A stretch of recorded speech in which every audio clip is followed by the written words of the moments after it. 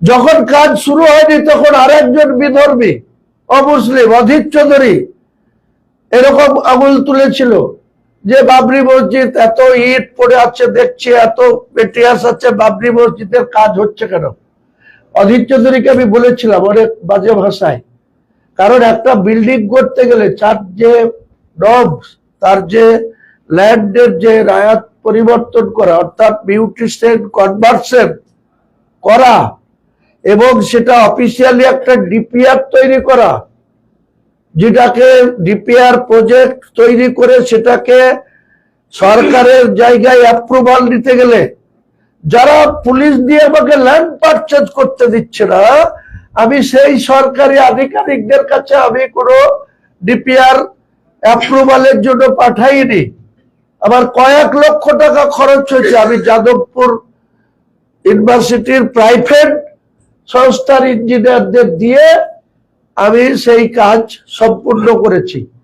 যারা গায়ের কিছু লোক যে সমস্ত কিছু মুসলমানকে তৃণমূল কংগ্রেস ডাইরেক্ট উটকিয়ে বাবরি মসজিদ সম্বন্ধে অনেক বাজে কথা বলাচ্ছে, অনেক সস্তার ইউটিউবার হয়েছে, তারা ওখানে প্রতিদিন যেভাবে খবর করছে, প্রতিদিনের সকালবেলায় উঠে কে পায়খানায় গেল, কে বাথরুম করলো, এসবেরও বাবরি মসজিদ নিয়ে ডেলি বাই ডেলি খবর করছে। ওই জন্য আমি স্ট্রংলি বলেছি কোন মিডিয়া সেলকে আমার জায়গায়, ট্রাস্টের জায়গায় আমি অ্যালাউ করবো না।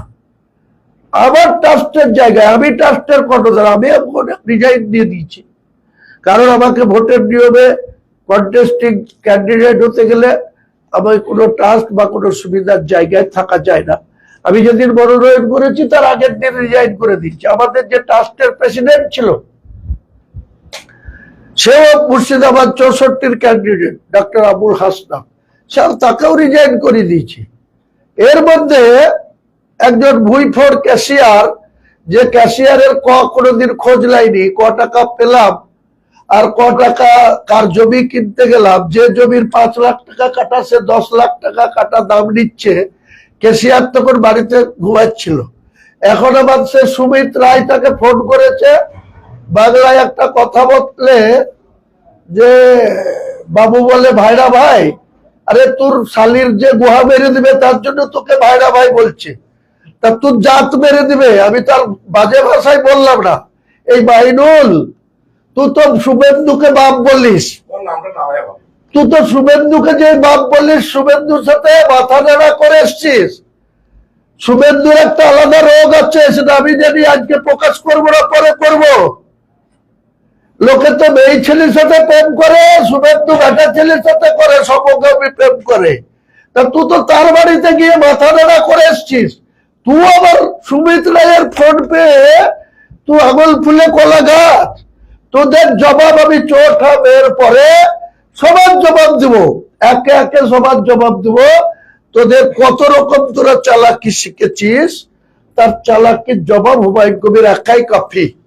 মমতা ব্যানার্জি যেমন নিজে হেরে শুভেন্দুর কাছে, আমাদের সিগনেচারে পরিষদীয় নেত্রী হয়ে আবার শপথ নিয়েছিল 5 তারিখে 2021 সালে।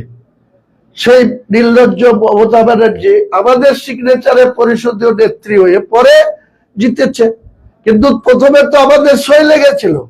সে আমাদেরকে প্রকাশ্য বলে আমি একাই 100।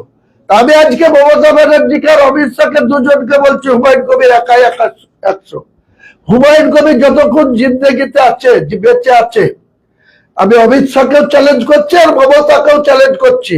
আমার ট্রাস্টের 13 বিঘি জায়গাতে তোমার কত শক্তি আছে পা দিয়ে দেখাও। এক জোড়াকে যদি ওইখানে লাশ না করে দিই, ওইখানে যদি কবর না দিয়ে দিই, আমি হুমায়ুন কবির কবরে যাওয়ার আগে 50টা কবর ওইখানে দিব। তারপরে ওখানে না হয় বাবরি মসজিদ বাদ দিয়ে একটা সমাধি স্থল হবে। যেমন গির্জা থাকে, আমাদের কবরস্থান থাকে, চার্চের অনেক কবরস্থান থাকে, এই গোকর্ণতেই আছে, দেখেছি অনেক কবর। এই কৃষ্ণনগরে যান, কৃষ্ণনগরে রেল লাইন দিয়ে যারা যায় দেখেন কত সমাধি আছে। তো এই বাবরি মসজিদ যদি না করতে পারি, তাহলে বাবরি মসজিদে যারা বাধা দিতে আসবে তাদের 200-100 জনের সমাধি স্থল করে দেবো আমি হুমায়ুন কবির দাঁড়িয়ে থেকে।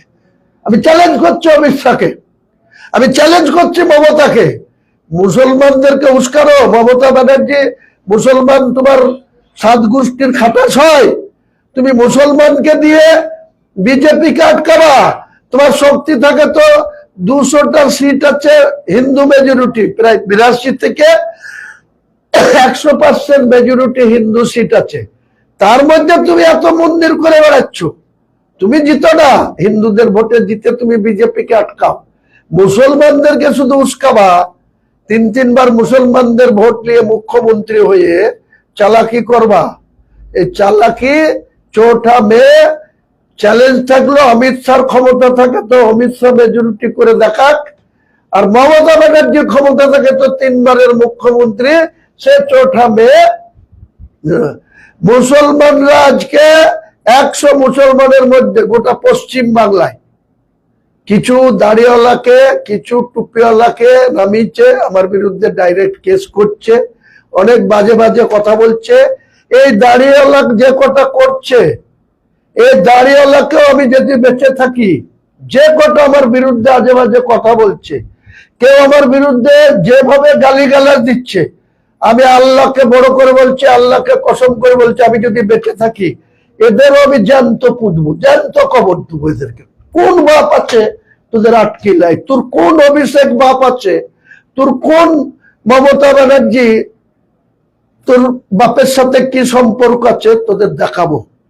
এই কয়েকটা দাড়িওয়ালাকেও দেখাবো, কয়েকটা টুপিওয়ালাকেও দেখাবো, আর কয়েকজন যারা উল্টো পাল্টা ভাষায় হুমায়ুন কবিরকে গাল দিচ্ছে। আমি হুমায়ুন কবির বেঁচে যতক্ষণ আছি, আমার লাশ পড়ার আগে 100 লাশ কবরস্থ করব, তারপরে হুমায়ুন কবিরের কবরস্থ হবে। আমি চ্যালেঞ্জ থাকলো, আমি অমিত শাহকেও চ্যালেঞ্জ করছি, মমতাকেও চ্যালেঞ্জ করছি।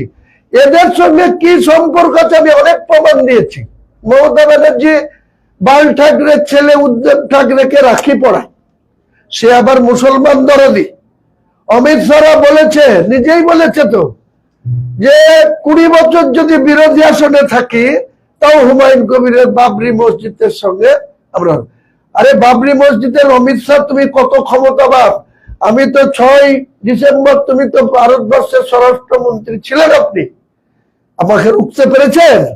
আপনি মুখ্যমন্ত্রী ছিলেন, কেয়ারটেকার ছিলেন, ফুল ফর্মে ছিলেন, আপনি আমাকে আটকাতে পেরেছিলেন? আমি বলেছিলাম হুমায়ুন কবির ডাক দিলে